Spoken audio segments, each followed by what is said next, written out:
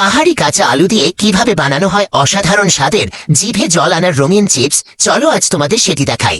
প্রথমেই ক্ষেত থেকে আনা টাটকা আলুগুলো ভালো করে ধুয়ে নিলাম পরিষ্কার জলে।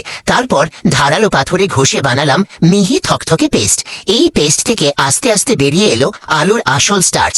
এবার সেই পেস্ট একটি পরিষ্কার কাপড়ে মুড়ে আলতো হাতে নিংড়ে নিলাম, যাতে বের হয় এর সমস্ত রস।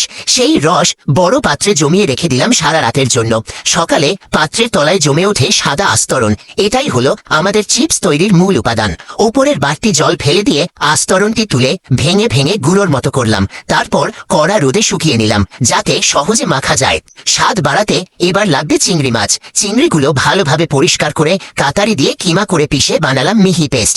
এই পেস্টকে এবার ভাগ করি সমান 3 ভাগে। প্রতিটি ভাগে মেশালাম শুকনো আলুর স্টার্চ আর খাবার উপযোগী রঙিন পানি। তৈরি হলো 3 রঙের দারুণ সুন্দর আটার লেই।